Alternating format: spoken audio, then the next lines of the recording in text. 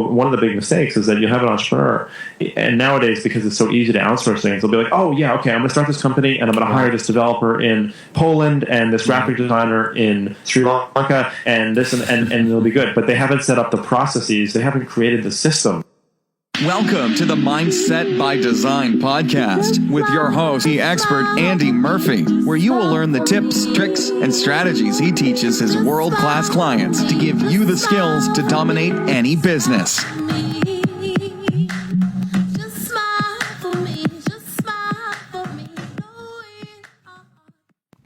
What's going on, Mindset by Design crew, and welcome to episode 303. Hope you're amazing as always. Of course, I'm always going to say it. Today we have a best of Mindset by Design. It's really cool because I get to go and look in the back catalog and choose different episodes for these. And it's really, really cool because iTunes and some other things out there, which is really stupid, but they cut off the first 100 episodes. And so depends on if you've been listening to me for a long, long time. But if you have, then you've probably heard those episodes. But if you haven't, and you're reasonably new over the last 12 months, then guess what? You haven't heard these episodes. And there's some incredible people, topics, and everything else. So over time, I'll pull these ones out and I'll share them with you. And today's episode is special, and we're going to get into that in a few moments. And speaking of special, you're special. Making sure that you are jumping over to those show notes, making sure that you have got your FireMind morning audio, the best audio on the market to be able to retrain your unconscious mind and light up the best version of you every single morning, guaranteed. That right now is at firemind.me. FireMind me. Go over there and get your morning so dialed in. You're never going to need a pen and paper again to make notes. You're going to be so switched on. So go and jump into that. What else we got for you? Make sure that you are connecting with me, Andy Murphy Mindset. Type that into Facebook and what will appear? Well, it'll appear a group. We've got 3,000 people hanging out, kicking ass every day, and I want you to be part of it. What else we got? Make sure that you're hanging out with me on LinkedIn. Make sure that you're connected with me on Instagram.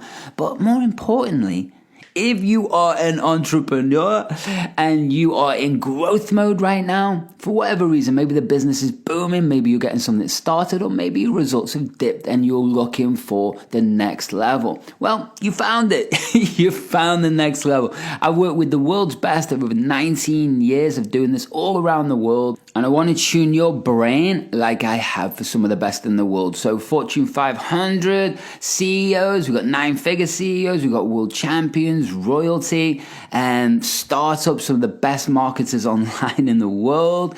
You get the idea. I've seen it all, done it all, including NBC Last Comic Standing winners. We've seen it all. So I want to help you with the same result. So if that sounds good, awesome. Let's do this. You're going to love today's episode, but more importantly, you're going to love to connect with us and see what's going on and how we can take you to a whole new level. Remember, this is not for everybody. It's really not. It's only for high performers and people who are driving forwards in life. And if that's you, then let's have a chat.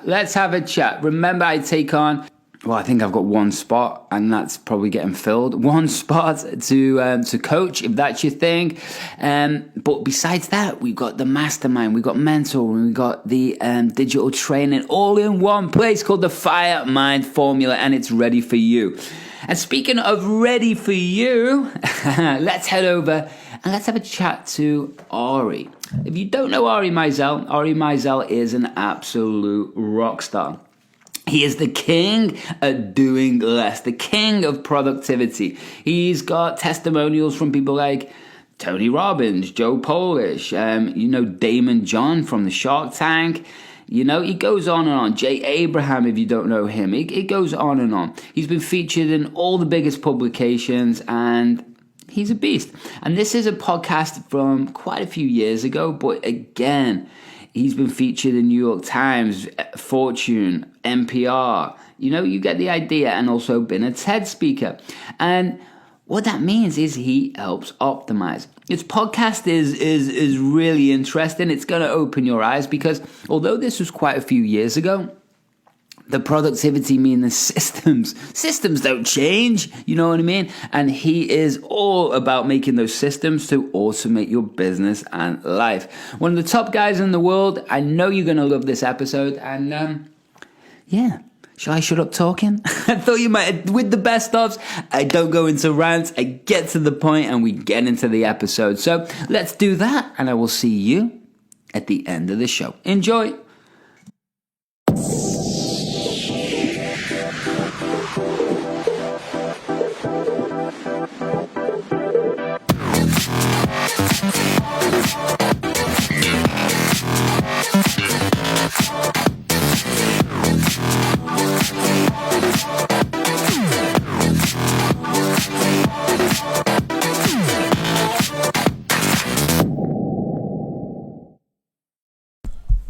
So Mindset by Design crew, you've had my intro, so you know that I'm excited about today's guest. Why? Because he's the productivity king, and I'm going to pick his brain, and hopefully you get the same information, because, you know, like I say, with a lot of these guests, I get way more information.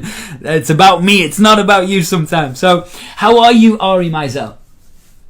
I'm doing awesome, Andy. Thanks for having me on. No, beautiful, mate. I'm excited. So, I mean, you said you're in New York, right? Is that where you're originally from? Yep, born and raised here in New York City. Really? I'd expect a stronger New York accent than this. Is times have changed? I mean, you know what's really funny about that? So I don't believe that I have a New York accent, but I've had many people in my life tell me that I have a very, very, very heavy New York accent, which I find really funny. I don't hear or anything like that. Well, you know, I like your accent, bud. I like your accent. I mean, what if you were to give yourself a title? What's your title? So people understand, a little bit more about you straight away. So I've been an entrepreneur my whole life, and okay.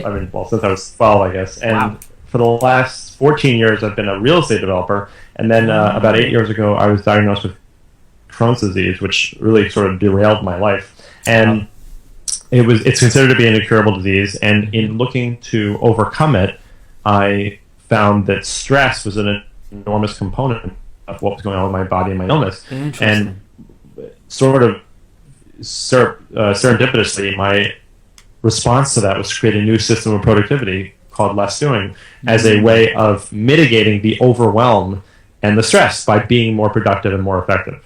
Wow. So you basically, that was a whole game changer, a life changer for you right at that moment, right? Wow. Well,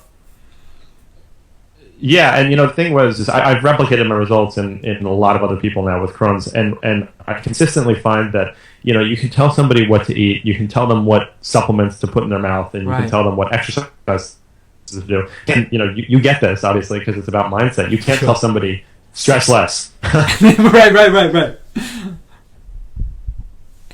So that was really the thing, was figuring out a systematic way of dealing with stress. Interesting. And the best I came up with was to make people more effective with their time.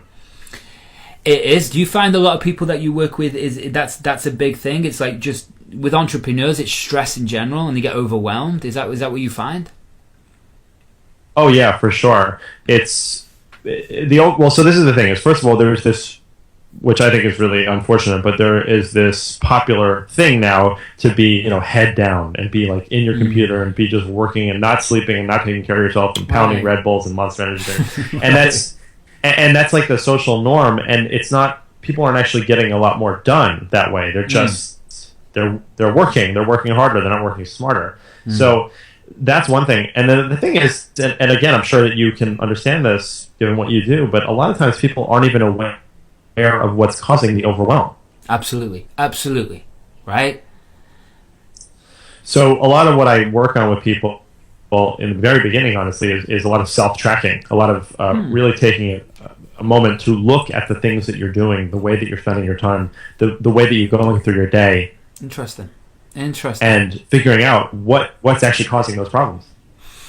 And then you become like, I'll like from my side, that's becoming consciously aware of what you're automatically doing, right? And do you think that surprises a lot of people how ineffective they really are? Yeah, pretty consistently, yes. Because you have people who are like type A, like hard charging, and get it done kind of people. And when you show them that they're really being, 20% as effective as they possibly could be, which, by the way, is still more effective than 90% of the population, but they're really not doing it well. That's shocking to a lot of them, and a lot of them don't believe it. And the thing is I've pissed some people off before by one of my favorite questions. When I'm onboarding a new client and talking with somebody. Yeah. This is sort of flattened out. I'm overweight. My relationship with my wife is not really where it should be. Right. And my question my first question will be, how many emails do you have in your inbox? How many? Say that again. And how many what in your inbox? How many emails do you have in your inbox? Oh wow. Because there's some people who are like, what the hell are you talking about? Like, were you not listening to everything I was just complaining about and telling you about? And the truth is that having the state of your inbox is such an interesting window into somebody's soul. Like, you have the people who are inbox zero, and that's great, and that's where I think people should be. But then you have people who have 10 or 15 emails, and that's okay. But then you have the people with hundreds or even thousands of emails, and it's become this place that they don't even want to look at. And it's a really big place of overwhelm for some people. And getting control over your inbox and having good email hygiene is, I think, a really interesting keystone habit, just like exercise, and has a big effect on how people do everything else that they do. Interesting. I love that. I really do. You're gonna laugh at what I'm about to say. When I go onto my phone, I've got like 3 or 4 different accounts set up, right, on my email, and it's all to do with Gmail. This is not the case because I don't look at the only look at the relevant emails. But there's 54,000 emails that are sitting. Oh, Andy, dude, I know, mate. I know. That's why I need your help. But at the end of the day, it's like, I mean, obviously that is from years and years, but that's a huge thing. So do you see that pattern of not dealing with emails or becoming overwhelmed with the emails, and that flows right through for the rest of their life, right? Absolutely. Because if you believe in the idea that the way we do anything is the way we do everything, which there's ways to apply that. There's ways that doesn't necessarily make sense, but yes. I think in a lot of ways it does. And if you're willing to. To me, email is one of the best, most amazing productivity tools that exists in the world. Because think about it, where else can you carry on hundreds or thousands of conversations with total recall across different time zones, sharing graphical images, movies? It's a really incredible tool if you use it. And for somebody to say, I'm just not going to look at that because it's just too much to handle, then it's first of all, you're half-assing it, because nobody has to use email. You can decide not to. In fact, there's a billionaire named John Paul DeJorio, who I think is the creator of Paul Mitchell or something. Wow. Very successful guy. He doesn't have email at all. He never does any email. So all of his emails handled by other people. So it's like, either you do it and do it well, or don't do it, which is totally fine. But don't do it halfway and just be like, oh, it's just kind of there. That's like, to me, that's like getting a Ferrari and driving it in first gear. It's a wasted time. Yeah, I love that. I think I heard that Richard Branson also doesn't use technology. That wouldn't surprise me. Yeah, that would not surprise me. He's kooky enough that he would probably do that. Yeah. Yeah, for sure. And I know that a lot of people that we've got in common who know Branson well, right? It's like Joe Polish and all of those people I know Branson very well. And if he's quirky or not, for sure. So. Is that the same with Facebook? Because we've got because it's not just email anymore, right? I mean, if we've got Facebook, we've got Twitter, now we've got Instagram, and this communication's going right across the board. So do you find that there's people treat social media different to emails, or is it generally the same? No, I think that's different. And social media is different in that regard, because it's not as much like an inbox. It's a lot easier to ignore your Twitter feed because it's just not things that are building up. And even now, for the most part, I don't think that people use Facebook and Twitter for really serious, actionable communication. Right. There's definitely there's no question. I think that there's very interesting things that you can get from them. I do use them. I don't love social media, but I run all of my coaching groups on Facebook and stuff. So there's business stuff that I do, but at the same time, it's a very, very different kind of conversation. So it's not the same. It's not the same issue. Interesting. So where in general, Ari, do you think that entrepreneurs go wrong? In terms of so one of the things, very, very common, is that they always want to do everything themselves because either they don't trust anybody else to do things, or they don't know how to have them done by someone or something other than themselves. One of the major to less doing is that I teach people how to optimize, automate, and outsource everything in their lives. And it's important to do it in that order, because when you optimize first, you're looking at what is the problem? How do I relate to this problem? How do I proceed through this process and how to make it more efficient right off the bat? The second part is automation, and that's where you're looking at things that you can put in place that you can sort of set it and forget it. So whether it's a person, although more likely nowadays it's some sort of technology, some sort of app, some sort of software, and the way that technology improves all the time, there's more and more stuff that you can automate. If there's anything left over at that point, that's when you look at outsourcing to a person such as a specialist or a generalist, like a virtual assistant. But a lot of people, one of the big mistakes is that you have an entrepreneur, and nowadays, because it's so easy to outsource things, they'll be like, oh yeah, okay, I'm going to start this company, and I'm going to hire this developer in Poland, and this graphic designer in Sri Lanka, and this, and it'll be good. But they haven't set up the processes, they haven't created the systems to make this stuff.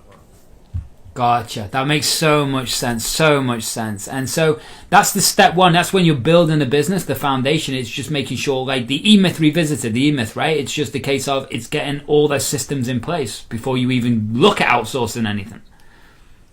Right, and this is the thing, is that anybody can outsource anything nowadays. Anybody can go to Fiverr.com, and for $5 you can have somebody do something for you. But the problem is that's basically sweeping the dust under the rug. It doesn't actually get rid of the problem, and in a lot of cases it can make it less efficient. Why would it make it less efficient? Because you're disconnecting yourself from the process, and the process itself might be inefficient. So by passing it off to somebody else who knows even less about it than you do, and you haven't gone through the motions to try to make it more efficient, then you're actually making the problem worse, and you're disconnecting yourself from it, so the checks and balances are thrown out. I mean, it's really not good. Yeah, no, that makes total sense. I mean, if you could rewind the clock, even if it's 12 months, Ari, what would you think you'd do different? Or even like a couple of years, what would you do different?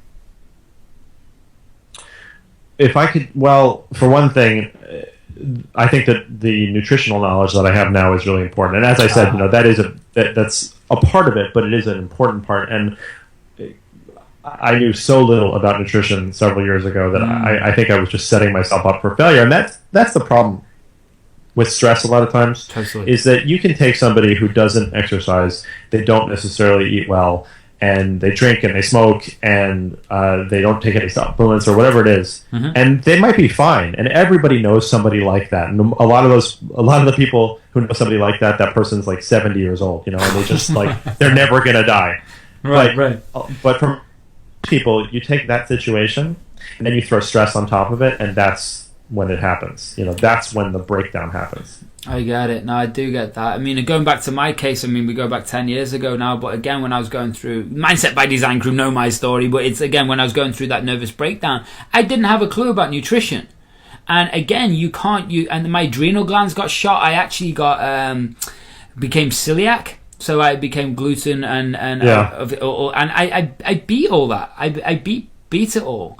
And it's like, even with depression, people don't even know. I don't know what you promote, but I talk about using 5-HTP. I talk about using higher omegas, whether it's flaxseed or whatever, to get the neurology to connect again, and using other stuff to give your adrenal glands a break. And is that the biggest thing? Like when you were going through Crohn's disease? I got so many questions, buddy. That's why I'm jumping everywhere with you. So, with Crohn's disease, is that really how you cured it? because that's what I have a friend and she's got Crohn's disease and no one can help her, and she's a tough girl. But again, it's you. Did you learn this through your own just trial and error? I mean, where did it come from? Yeah, there was a lot of self-experimentation. I mean, as I said, like, so the supplements was actually, well, no, I guess diet and supplement were some of the areas of real experimentation, because there were some things that I did that definitely made me feel worse, as far as some pretty out there supplements, and then there were some diet things that I tried that definitely did not make me feel better. And in the end, the diet, the supplements, and the fitness aspects of it were fairly straightforward. Basically the diet that I recommend for me, as well as a lot of people, is a high fat, low sugar diet. Good fats like avocado, oil, that kind of stuff, and low sugar. The supplements, there's a million different supplements out there, but generally speaking, I think people should be taking a krill oil or fish oil. I prefer krill oil, a probiotic, and probably vitamin D. And then, you can add things on top of that, but those are sort of a really good baseline. And then as far as fitness, unless you're training for something, I really don't think that people need to work out more than 15 minutes a day at most, doing something with intensity. And I think that the intensity is really important, because part of the problem with Crohn's and with a lot of diseases is that a lot of the treatments basically get you to go easy on yourself. And unfortunately, as you said in our, when I interviewed you, were talking about if you don't use the muscle, it gets weak. Right. And your digestive system is a muscle. Your arms and legs are obviously like, there is a point where you have to stop resting and you have to start, putting your body to task. Gotcha. So was that. But again, once I figured those things out, I realized I was doing well, but I wasn't thriving. It wasn't until I figured out the stress aspect. And it's not that hard to understand. I'm sure many people listening to this can picture a time where something stressed them and they immediately felt it in their gut. Oh, for sure, right? I mean, right, me, I would say that I manage stress extremely well at this point in my life, thanks to all the work I've done. But the way that stress manifests itself for me now is I feel a tightness in my heart. Interesting. And so then what's the next steps that you use to release that? Well, so right now for me, it's I try to recognize what's happening, and and part of it is true is try to recognize the source. Yeah. And one of the things for me personally that I have to be able to tell myself is that I've been through worse. No matter what it is, I can almost always say I've been through worse.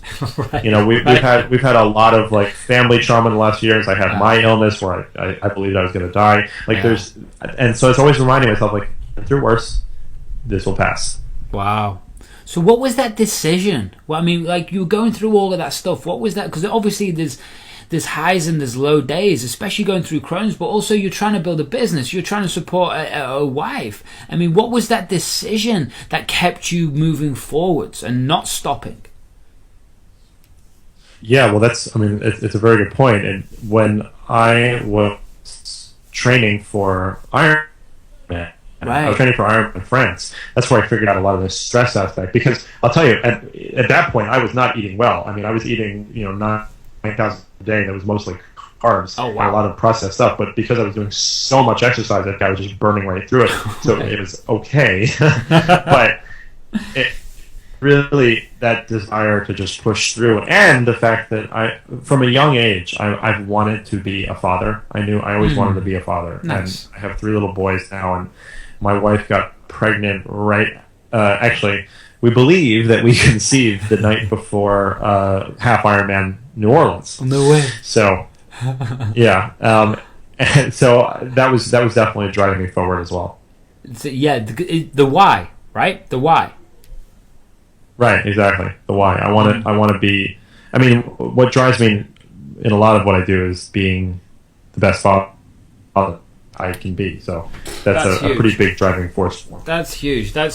If you were to give like the top 3 productivity tips right now to somebody listening for one of these entrepreneurs, what would they be, Ari? Is it that simple, or would it require like really looking into someone's circumstances? No, I can definitely give you some tips. So awesome. The very first one is that you need to create what I call an external brain.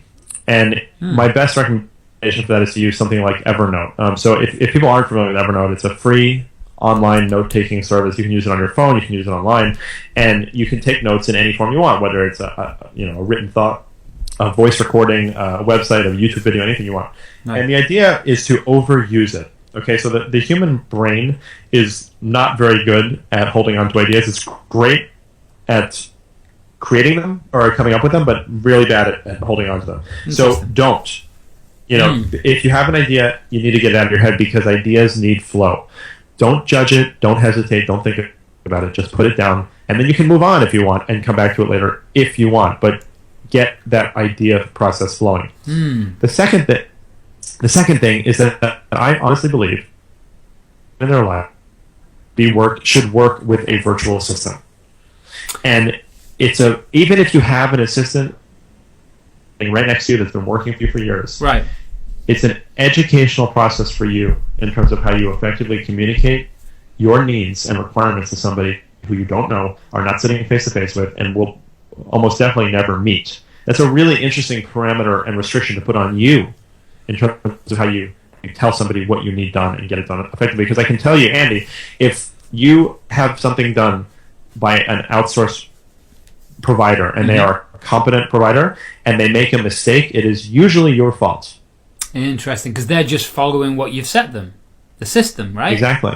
Exactly. And that doesn't mean that they're just robots or they're not using their own brains, but they're dealing with requests. It's just the way it works. So that's on you to get it better. And it's I think it's a very good process.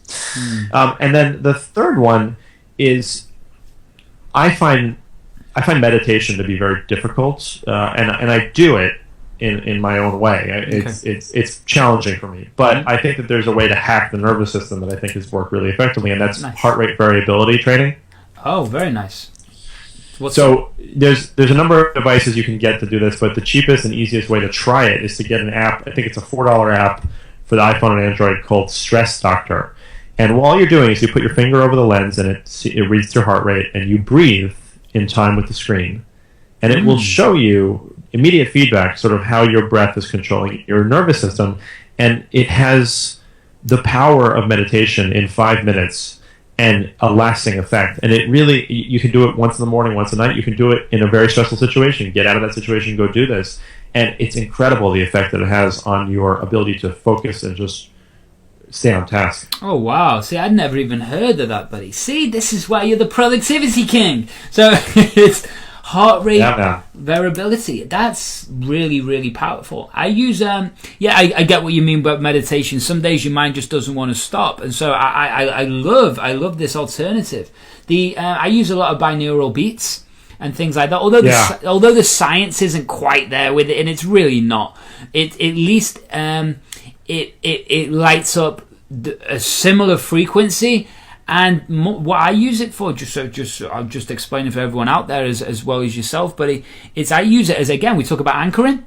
I use it as an anchor. So when my headphones go in, I've trained myself to go recognize that, okay, that means now I can let go of everything else and I can start to become present.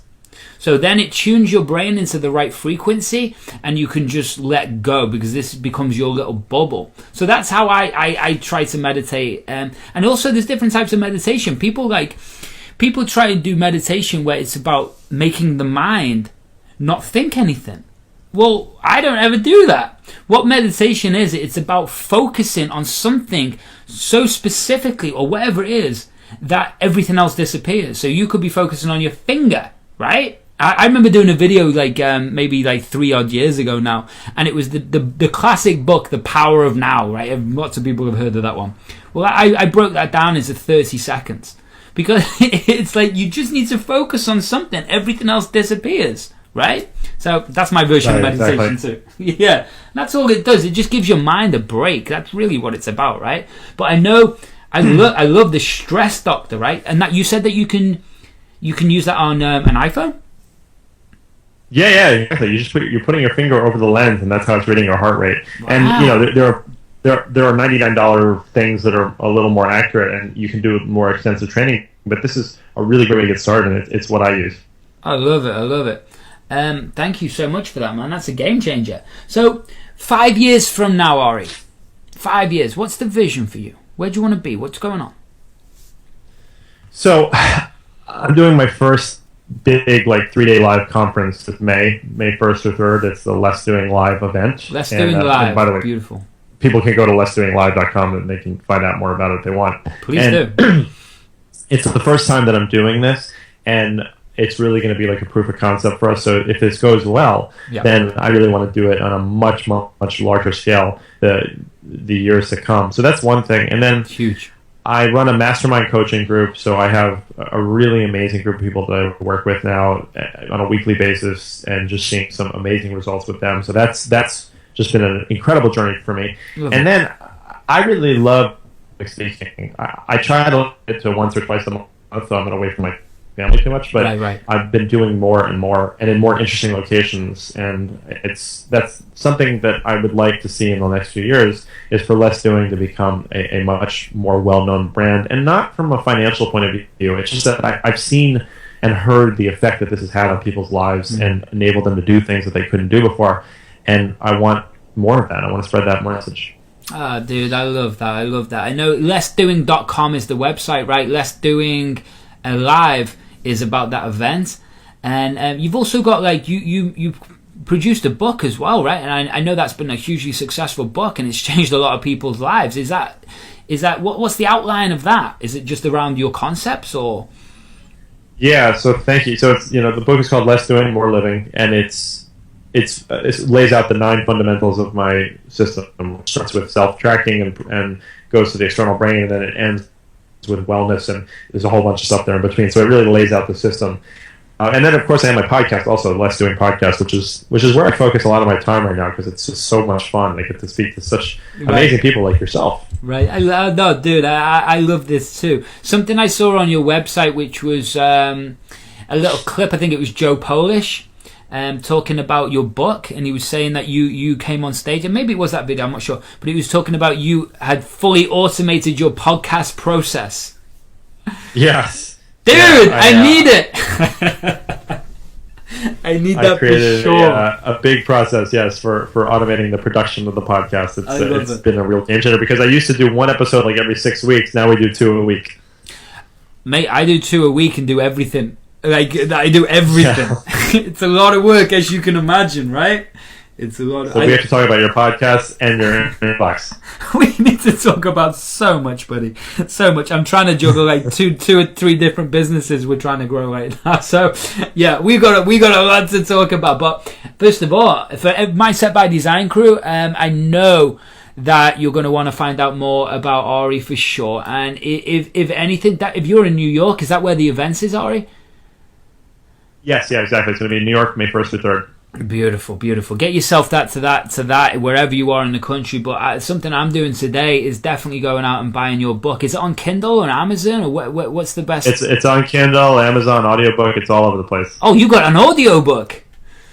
Ooh. Yeah, they did an audiobook version of it. And I wasn't sure when they did it, because I didn't know how well the content would sort of translate to being read to someone. And, right. It seems to be good. So it does. Well, that's my version. That's my medium for sure. Is the audiobooks. So, is there anything that you want to leave the Mindset by Design crew with? Because I'm going to put this on the intro, outro. I'm going to blast you everywhere, buddy, when we launch this. So, is there any little tips or any little words of wisdom that you want to leave anybody with? Because I know you've got to disappear in a moment.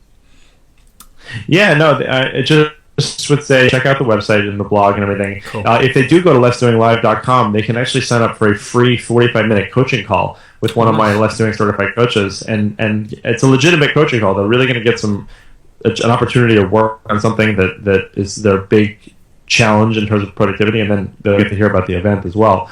But that would be the best thing, I think. Just get people over to lessdoinglive.com and try out a coaching call.